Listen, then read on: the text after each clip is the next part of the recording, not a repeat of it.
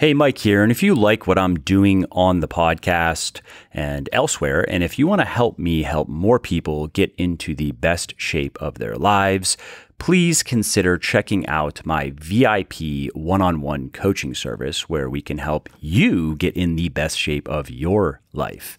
My team and I have helped people of all ages, circumstances, and needs. So no matter how complicated or maybe even hopeless you might think your situation is, we will figure it out and we will get you results. Every diet and every training program is 100% custom. We provide daily workout logs and do weekly accountability calls. Our clients get priority email service and discounts on supplements and other products, and the list of benefits goes on and on. So to learn more, head over to www.legionathletics.com/coaching. That's LEGION athletics.com/coaching and schedule your free consultation call. I should also mention that there is usually a wait list and new slots do fill up very quickly. So do not wait. If this sounds even remotely interesting to you, go ahead and schedule your call now. Again, that URL is legionathletics.com/coaching.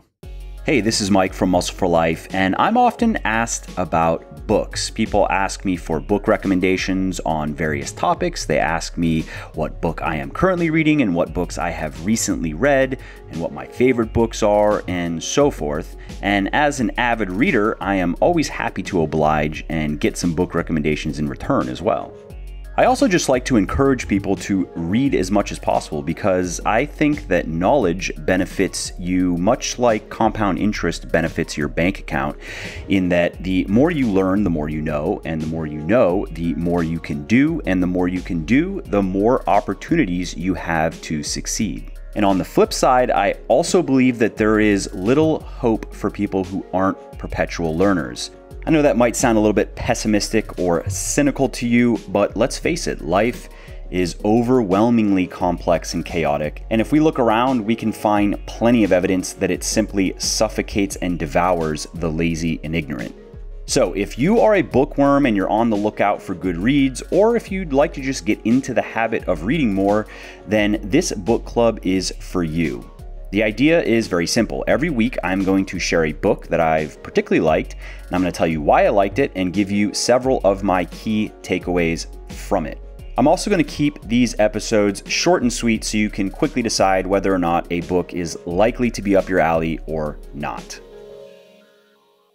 Okay, so let's get to the featured book, which is The Millionaire Next Door by Thomas J. Stanley. Now, in many ways, finances are like fitness. Many people out there are in a bad way and are doing nothing about it. Many people who are trying to do something about it, who are trying to improve their circumstances, are doing the wrong things. Many of the social norms are just completely dysfunctional. And many of the mainstream experts and gurus are just professional liars. Now, there are some positive correlations too, like most people really only need to understand and apply the fundamentals to achieve their goals. And those fundamentals are very simple, very straightforward, and surefire. They work every time for everyone. You also don't have to be perfect, whether it's finances or fitness that we're talking about. If you just got to be mostly right most of the time. That's enough. That gets the job done. Both of these things can positively impact every other aspect of your life. It's never too late to get on the right path. That's also something that fitness and finance have in common. And a bit of discipline and diligence now pay huge dividends in the future. And, I'd even go as far as saying that after your health and your relationships, getting your finances in order is the highest leverage action you can take to improve yourself, because with it comes more self-esteem and self-efficacy and self-reliance, not to mention a sense of freedom and stability and overall sense of well-being. And while money may not be able to ultimately buy happiness, it sure can buy some peace of mind and the opportunity to go out there and find and pursue what does make you happy. Furthermore, like eating well and exercising, following a sensible financial regimen is downright countercultural at this point. It is a personal revolution against the system. And you know what I'm talking about. I'm talking about our modern clown world that has been engineered by psychotic pedophiles, people who have worked very hard to produce hordes of docile, diseased, distracted, and dysfunctional wage slaves saddled with crushing debts who are just smart enough to push the buttons and pull the levers, but too stupid to question why, let alone blaze their own trails. And these kingmakers have done a pretty damn good job, if you ask me. For example, ponder the following statistics that I took from various surveys and studies conducted by financial institutions. 2/3 of Americans would struggle to scrounge up $1,000 in an emergency.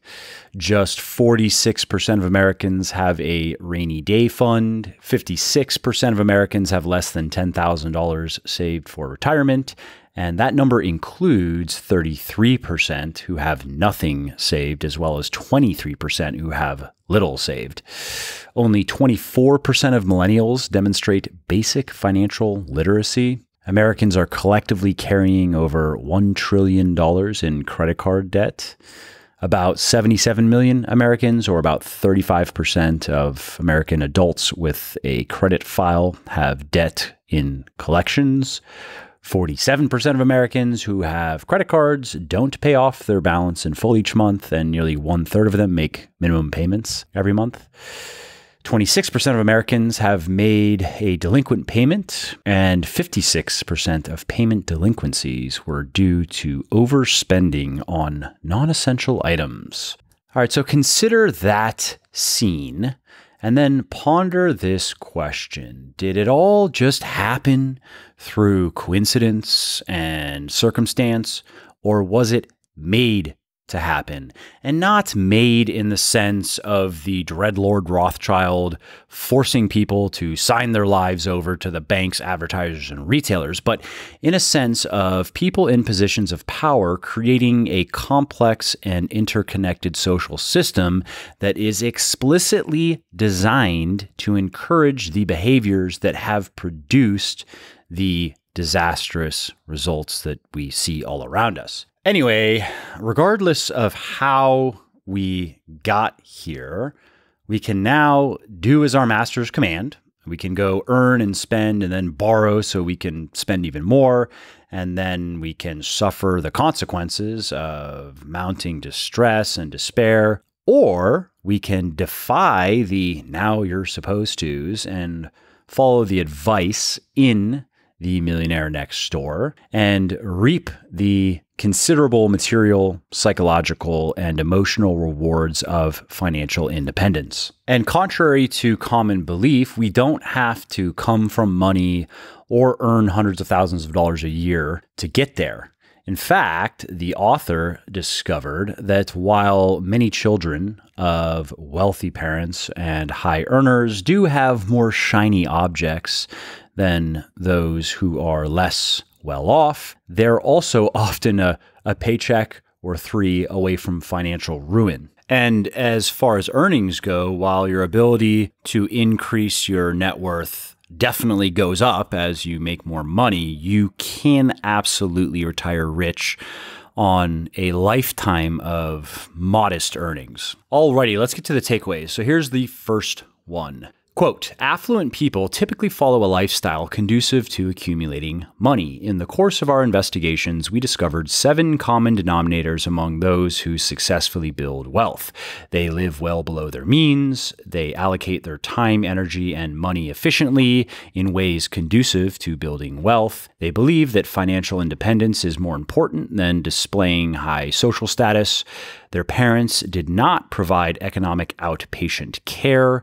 Their adult children are economically self-sufficient. They are proficient in targeting market opportunities. They chose the right occupation. And if you're wondering what economic outpatient care is, don't worry, I'll get to that in a couple minutes. So my note on this takeaway is that it basically summarizes the author's main findings and recommendations. And as with fitness, it's mostly the fundamentals that matter the most. No surprise. The things that most people don't want to do consistently. So with diet and exercise, that's of course energy balance and resistance training, regular resistance training. And with money, it's budgeting and investing. And in fact, if you get into just those two habits alone, budgeting and investing, and if you get into them in the most basic of ways, you are all but guaranteed to achieve significant financial fitness, so to speak, in your lifetime. If you can routinely spend 10 to 20% less than you earn and invest the surplus in safe, appreciating assets like mutual funds or real estate, you can be rich. End of story. Now, the rub, of course, is how long it takes and what you have to sacrifice to get to the finish line. In fitness, you can build an outstanding body in just a few years, but it takes most people a couple decades to achieve true financial independence, which is a seven-figure net worth for most people. Now, some people find that discouraging even to think about. I, however, say who cares because of just how bad the alternative is. The negative ramifications of financial failure and ruination are so many and so penetrating and pervasive that it is really worth avoiding at all costs, like drug addiction or alcoholism.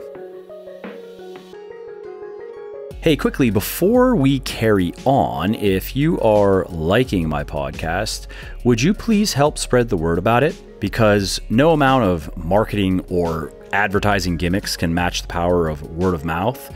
So if you are enjoying this episode and you think of someone else who might enjoy it as well, please do tell them about it. It really helps me. And if you are going to post about it on social media, definitely tag me so I can say thank you. You can find me on Instagram at Muscle for Life Fitness, Twitter at Muscle for Life, and Facebook at Muscle for Life Fitness. All right, my next takeaway here, number 2, is quote, pause, P-A-W-S, and I'll get to what that is in a second, allocate nearly twice the number of hours per month to planning their financial investments as UAWs, I don't know how to say it, UAWs, do. And my note here is, first, let's just clarify. So in the book, Stanley refers to prodigious accumulators of wealth, pause, P-A-W-S, and under accumulators of wealth, UAWs. UAWs? Probably not. UAWs. So if you want to know which one you are, Stanley gives a formula for first determining what your net worth should be, and that is multiply your age by your realized pre-tax annual household income. And if you're not sure what that is, just Google it. From all sources except inheritances, and then divide that number by 10. And that number is a net worth that Stanley considers average. That's average financial fitness by his standards. So to qualify as a PAW, your net worth should be at least twice that amount, Stanley says. And if it is below the number that you just calculated, you are an UAW. You're a UAW to one degree or another. If you missed it by a little bit, it's not too bad. If you missed it by a lot, you're pretty bad by his standards. So for example, just to put numbers to this, if Bill is 45 years old and makes $150K a year before taxes, an average net worth by Stanley's standards would be $675,000, right? So we have his age 45 multiplied by his income divided by 10. Now a prodigious number would start at $1 $1,350,000, and an underachieving net worth would be anything less than $675,000. Now, the purpose of the book is to help more people become pause and save them from the trials and tribulations associated with being a UAW. Now, as for the takeaway regarding the time allocated to financial planning, while pause spend nearly double the amount of time than UAWs, it's still only 8.4 hours per month on average, which anyone can do. Yes, just a couple hours per week of your time and energy is all that's needed to make you rich. Statistically speaking, you don't need to put more time than that into it if you use that time effectively. And if you're ready to start doing that, I recommend you read The Millionaire Next Door, of course. And then I recommend you read a couple books on investing that will ensure you don't make the big mistakes that many people make, and ensure that you invest your money in a way that is highly likely to appreciate significantly over your lifetime. And those books are The Little Book of Common Sense Investing. That's the first one. The second book is The Boglehead's Guide to the Three-Fund Portfolio. Sounds silly, but it's a great book. Bogleheads are fans of John, or Jack, as he's often referred to, Bogle, who is generally considered one of the best investors of all time. He founded a company that you may have heard of called Vanguard, and he is big on low-cost, simple investing philosophies, and those philosophies have caught on at large, and now you have a lot of people out there who call themselves Bogleheads. So again, the book title is The Boglehead's Guide to the Three-Fund Portfolio. The third and final book I recommend you read on investing is just called The Intelligent Investor. It's a doorstopper. It's big, it's dry, but fantastic information, and it has stood the test of time, and it will do you well.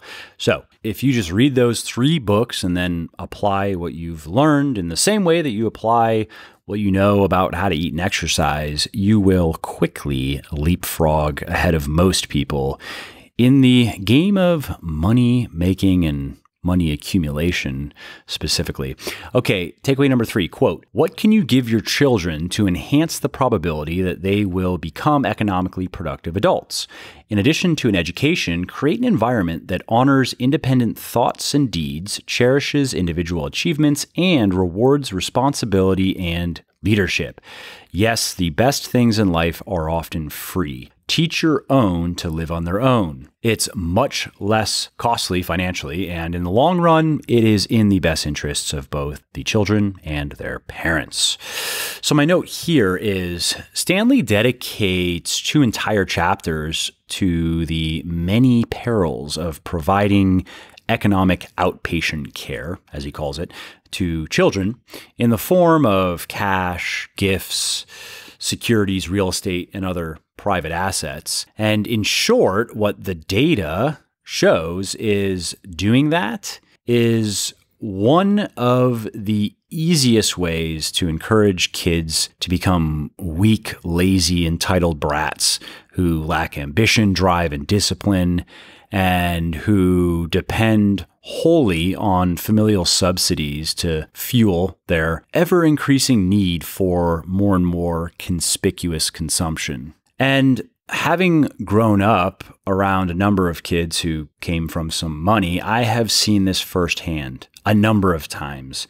And one for one, if I look back in my life, the most broken people I've actually gotten to know, I'm sure I've come across people who were more broken, but I didn't really know it. So the people I've really come to know who were just broken, one for one, these people had wealthy or high-earning parents who taught them early on that they could have anything they wanted, not through production and prudence, but parental patronage instead. Now, many of these guys and gals are in their 30s and even 40s, and in all cases but one that I can think of, there's one exception here, each of these people are in varying degrees of failure in more or less every aspect of their lives. But they do drive some fancy cars. And also, as someone with kids and with a substantial and rising income and net worth, I plan on avoiding this gigantic pitfall by doing everything I can to help my children become independent, resilient, and conscientious adults. And while they will certainly enjoy a privileged upbringing to some degree, I mean, you can't get away from it, they are not going to ride my financial coattails into the lap of luxury. They are going to learn how to provide for themselves, and if they are going to become rich, it's going to be on their own merits. All right, next takeaway. Quote, those parents who provide certain forms of EOC have significantly less wealth than those parents within the same age, income, and occupational cohorts whose adult children are economically independent. And my note here is a family welfare department not only harms the receivers, but the givers as well. And while many parents may happily dilute and dissolve their net worth for their kids, what happens if the well finally runs dry? And that does happen. Well, both of the parties are destroyed. And I've seen this happen as well. I've seen it happen several times.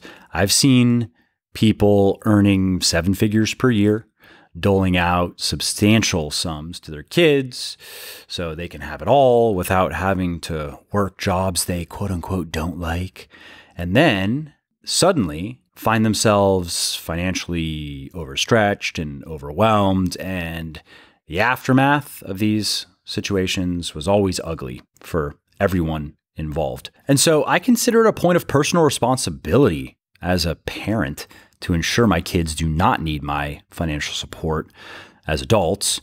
And I also see it as a point of personal pride to not accept any financial support from my parents beyond a couple business loans along the way of building my businesses. And I should mention, those are loans that I could have gotten from banks. The banks wanted to lend me the money, but I figured I might as well offer the interest to my dad. If I'm going to pay interest, I'd rather pay it to my dad than Chase or some other bank. I like you, Chase, but I like my dad more, sorry. And those are also loans that I did promptly repay with interest. All right, the next and final takeaway quote, PAWs need to achieve to create wealth, to become financially independent, to build something from scratch. UAWs more often need to display a high status lifestyle. And my note here is, most wealthy people get much more pleasure from owning substantial amounts of appreciable assets than from showing off how many knickknacks they can buy. And some of these people do indeed have nice things. Sometimes they drive nice cars. Sometimes they have nice watches or nice suits or handbags or whatever, but they still are generally frugal relative to their incomes, and they do believe that this is the key to achieving financial independence. They also typically ignore the Joneses and eschew the display of high status trappings and trinkets like clothing, jewelry, accessories, cars, and so forth. The data in this book also shows the people who peacock the most tend to do so at the expense of their net worth. They are often worth a lot less money than you would think from the outside looking in. So keep that in mind when you are sizing up the beautiful people of Instagram or considering saving and investing less so you can buy more bric-a-brac. Hey, Mike here, and if you like what I'm doing on the podcast and elsewhere, and if you want to help me help more people get into the best shape of their lives, please consider checking out my VIP one-on-one coaching service where we can help you get in the best shape of your life. My team and I have helped people of all ages, circumstances, and needs. So no matter how complicated or maybe even hopeless you might think your situation is, we will figure it out and we will get you results. Every diet, And every training program is 100% custom. We provide daily workout logs and do weekly accountability calls. Our clients get priority email service and discounts on supplements and other products, and the list of benefits goes on and on. So to learn more, head over to www.legionathletics.com/coaching. That's LEGION athletics.com/coaching and schedule your free consultation call.